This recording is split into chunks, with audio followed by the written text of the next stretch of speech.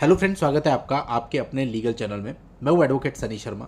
दोस्तों, आज के इस वीडियो में प्रैक्टिकली मेंटेनेंस केस में आर्ग्यूमेंट के टाइम पर आने वाली कुछ चीज़ों पर मैं आपको बताने वाला हूं, समझाने वाला हूं। अगर आप उसको समझ जाएंगे तो आप अपने आर्ग्यूमेंट्स को और बेहतर कर सकते हैं। दोस्तों, आर्ग्यूमेंट कैसे करने चाहिए, कितने भागों में करने चाहिए, इन सब चीज़ों पर ऑलरेडी मैंने वीडियो बनाए हुए हैं।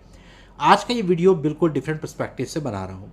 देखिए, एक चीज़ क्लियर होती है कि लड़की की तरफ से जो व्यक्ति भी आर्ग्यूमेंट करता है, बहुत सारी चीज़ें उसके लिए कॉमन होती है। मतलब कोई भी आर्ग्यूमेंट करेगा वो उन चीज़ों को अपने आर्ग्यूमेंट का पार्ट बनाएगा ही।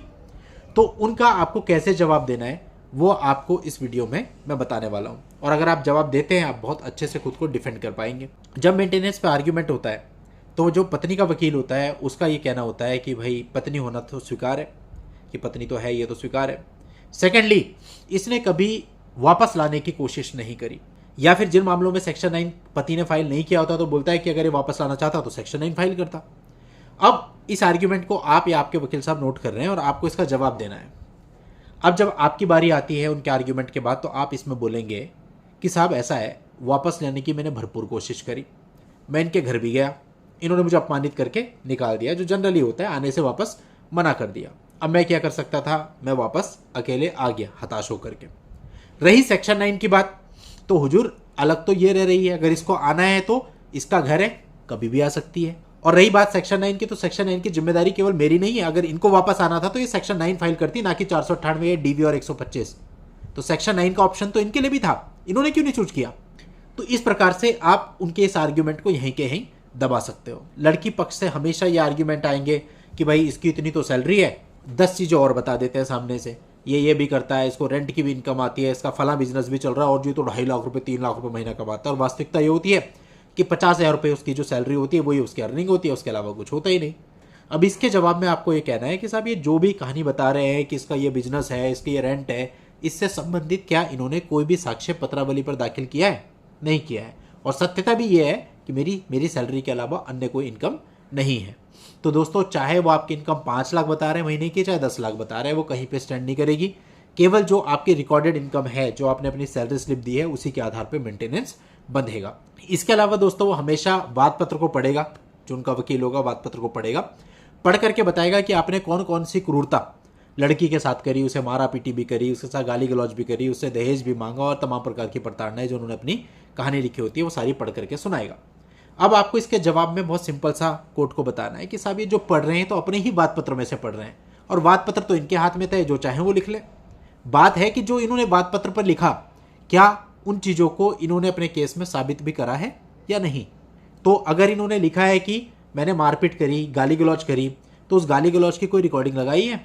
वो जो मारपीट बता रहे हैं उसका कोई मेडिकल लगाया है, कोई पुलिस कंप्लेंट लगाई है, कोई और चीज़ लगाई है? मैक्सिमम मामलों में ये सब कुछ भी नहीं होता, जस्ट कहानियाँ लिखी होती है।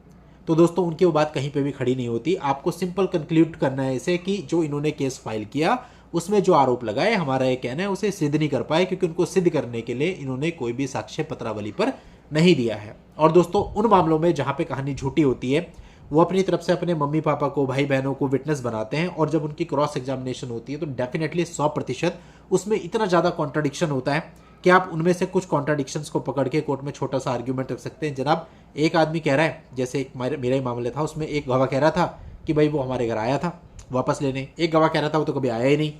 तो कॉन्ट्राडिक्शंस थे बहुत सारे। तो ऐसे मोटे मोटे जो मेजर कॉन्ट्राडिक्शंस होते हैं, छोटे छोटे नहीं, मेजर कॉन्ट्राडिक्शंस को पकड़ के आप कह सकते हैं सब गवाहों की तो विश्वसनीयता ही नहीं है। इंटरेस्टेड विटनेस है, एक गवाह कुछ कह रहा है, दूसरा कुछ कह रहा है, तो ये तो केवल इसको सपोर्ट करने के लिए यहाँ पर आए हैं, रिलायबल गवाह नहीं है, इनको पढ़ा नहीं जा सकता है। इसके अतिरिक्त दोस्तों, मैक्सिमम मामलों में उनके पास कुछ होता नहीं है, केवल अपने परिवार के गवाह होते हैं 2-4, और कुछ नहीं होता। और जो भी व्यक्ति ऐसा है जो झूठ को सपोर्ट करता है, अगर वाद पत्र झूठा है और गवाह उस झूठ को सपोर्ट कर रहा है, तो वो अपने क्रॉस एग्जामिनेशन में गलतियां करेगा, तमाम गलतियां करेगा। हालांकि मेंटेनेंस केस में इन सब चीज़ों को बहुत ज़्यादा देखा नहीं जाता, केवल ये देखा जाता है कि आपकी इनकम कितनी है और उसी के आधार पर फैसला लिया जाता है। बाकी सब चीज़ों को आपकी डिनाई कर दिया जाता है, कुछ नहीं होता, कुछ नहीं होता, कुछ नहीं होता, ऐसे क्या क्या। लेकिन दोस्तों, ये सारी चीज़ें आपके बाकी के केसेस, जैसे कि 498 का केस होता है, वहाँ मैटर करती है। वहाँ इनका एक एक झूठ पकड़ा जाएगा प्रॉपर वहाँ पे। अब जैसे आप मान लें मेंटेनेंस केस में क्रॉस एग्जामिनेशन करते, जल्दी करो जल्दी करो, बहुत हो गया बहुत हो गया, समरी ट्रायल है। लेकिन दोस्तों, 498 में ऐसा नहीं होता। आप 2 दिन तक लड़की क्रॉस करते रहिए, 3 दिन तक करते रहिए, एक एक एलिगेशन जो उसने लगाया है हर एक चीज़ की बाल की खाल निकाल दीजिए, वहाँ हर एक चीज़ मैटर करेगी जो इन्होंने झूठ बोला है। तो ये लोग मेंटेनेंस केस में तो बड़े आसानी से निकल जाते हैं और कुछ ना कुछ मिल भी जाता है, लेकिन दोस्तों जब यही लोग 498 में क्रॉस एग्जामिनेशन में आते हैं ना, तब इन्हें पता चलता है कोर्ट कचहरी क्या होती है। तो इसलिए आपको घबराना नहीं है। अगर आपके ऊपर भी झूठा केस फाइल किया गया है, ठीक है, एक चीज़ तो सेट रखो कि भाई कुछ ना कुछ मेंटेनेंस देना है। अगर पत्नी कामकाजी नहीं है या कामकाजी है और उसकी इनकम बहुत कम है आपकी इनकम की तुलना में, तो थोड़ा बहुत मेंटेनेंस कोर्ट लगाएगा, लेकिन इसके अतिरिक्त तो आपसे कुछ नहीं ले सकते। अब जो भी होता है, देखो एक मामला था, उसमें एक लड़की का कहना था कि भाई मुझे तो 35 लाख रुपए चाहिए, तब मैं कॉम्प्रोमाइज करूंगी।